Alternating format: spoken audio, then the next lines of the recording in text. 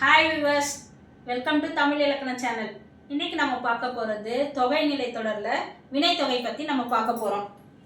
வினைன்னு ஒரு செயல். ஓகே, இப்போ ஒரு எடுத்துக்காட்டு சொல்கிறேன். ஆடு கொடி வளர்த்த தமிழ். ஆடு கொடி, கொடி என்ன வேலையை செய்யுது?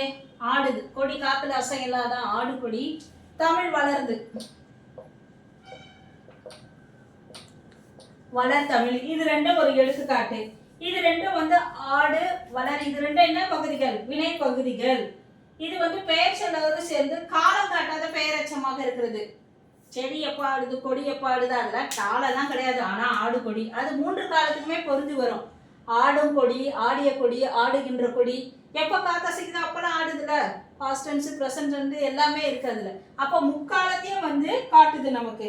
இந்த முக்காலத்துக்கும் பொருந்துபடி பொருள் தருவது தான் எது? வினைத்தொகை.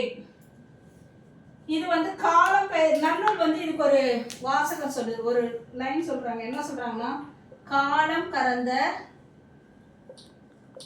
பெயரச்ச வினைத்தொகை. காலம் கறந்த பெயரச்ச வினைத்தொகை எந்த நூல்ல சொல்லியிருக்காங்க? நன்னூல். இலக்கண நூல்னாலே நன்னூல் தான் சொல்லுது. அதுல சொல்லியிருக்காங்க. இப்ப வினைத்தொகைனா என்ன?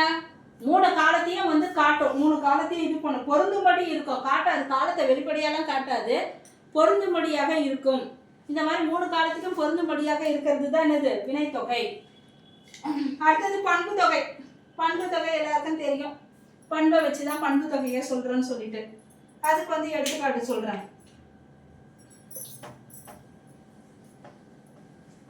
எல்லாம் அதே ஓம உருவு மறைந்து வருது, வெளிப்படையா வருது, காலம் காட்டுறது காட்டாது, எல்லா இலக்கணத்திலயும் அதே தான் மாத்தி மாத்தி வரும். புரிஞ்சுக்கணும், படிக்கணும். இப்போ பண்பு தொகை. பண்பு தொகையில என்ன சொல்லலாம் நம்ம? இந்த பண்பு தொகைக்கு எடுத்துக்காட்டு சொல்றேன். பண்பு தொகைக்கு எடுத்துக்காட்டு வெண்ணிலவு கருங்கொலை. வெண்மையான நிலவு. நிலவு எப்படி இருக்கு? வெண்மையா இருக்கு. கருங்குவளை. அந்த குவளைனா பாத்திரம். அந்த பாத்திரம் எப்படி இருக்கு? கருப்பா இருக்கதான் கருங்குவளை. இது வெண்மை கருமை என்ற பண்புகள் இருக்குது. வெண்மை கருமை சொல்லிட்டல நானு. வெண்மை என்ன சொல்றது? வெண்மை கருமை அந்த பண்புகள்லாம் இருக்குது. இது பெயர்ச்சந்தை தழுவிதான் நிக்குது. இதுல பண்புறுப்புகள் மறைந்து உள்ளது. என்னென்ன உருபு மறைஞ்சு இருக்குன்னா, ஆன ஆகிய.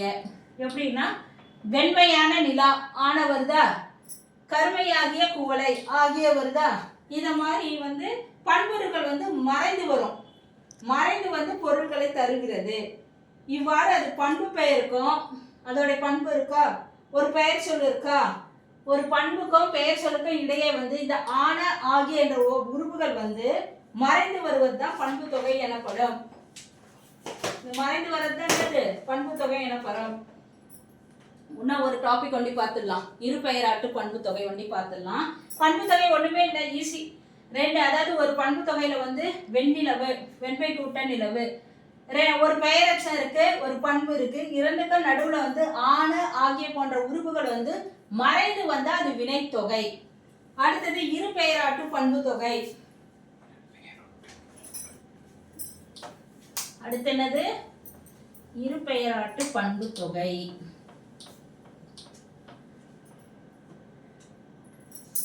இரு பெயராட்டு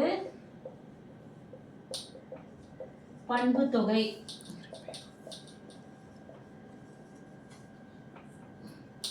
இந்த இருபெயராட்டு பண்பு தொகைனா என்னதுன்னா, இப்போ ஒரு எடுத்துக்காட்டு. பனை மரம். இப்போ பனை மரம் ஒரு எடுத்துக்காட்டு சொல்ற. பனையாகிய மரம் என இதை எப்படி சொல்லுவோம்? பனை மரத்தை விரிச்சு சொல்லுவோம். பனையாகிய மரம் அப்படின்னு சொல்லலாம். இதுல மரம் என்பது என்னது? பொது பெயர். மரம் என்ன பெயர்? பொது பெயர். பொதுவா மரம் தானே சொல்லுவோம். அத பொதுவா மரம் தானே சொல்றோம். அதான். அப்புறம் அதோட சிறப்பு பெயர் என்ன? மரம் சொல்றல, பனை. இதே மாமரம்னா மாமரத்துக்கு மாங்காய் மரம். அதான் மரம் பொது பெயர், மா என்றது சிறப்பு பெயர். இந்த மாதிரி சிறப்பு பெயர் சிறப்பு பெயர் முன்னாடியும் பொது பெயர் பின்னாடியும் நிக்க, அது இடையில இருக்க ஆகிய என்னும் பண்புறுப்பு மறைந்து வருவது தான் இருபெயராட்டு பண்பு தொகை.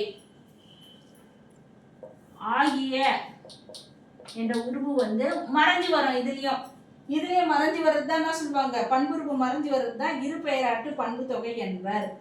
இரு பெயராட்டு பண்பு தொகைனா எடுத்துக்காட்டு என்னது, பனை மரம், பனை ஆகிய மரம் அப்படின்னு சொல்லுவோம்.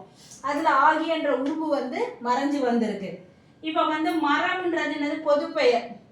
எல்லா மரத்தையும் பொதுவா மரம்னு சொல்றோம். சிறப்பு பெயர்னா அது எந்த மரம்னு சொல்றோம், பனை மரம்னு சொல்றோம்.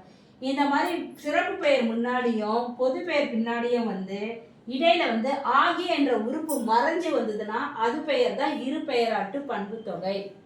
இன்னைக்கு தொகை நிலையில இது வரைக்கும் பார்த்துட்டோம். மீதியை வந்து நாளைக்கு நான் சொல்லித்தரேன். எல்லாருக்கும் புரிஞ்சிருக்குன்னு நினைக்கிறேன். என்னோட சேனல் பிடிச்சிருந்தா லைக் பண்ணுங்க, ஷேர் பண்ணுங்க, சப்ஸ்கிரைப் பண்ணுங்க, பெல் பட்டனை ப்ரெஸ் பண்ண மறந்துடாதீங்க, ஆல் ஆப்ஷனை கிளிக் பண்ணுங்க. நாளைக்கு இதோட கண்டினியூஷனை நம்ம பார்க்கலாம்.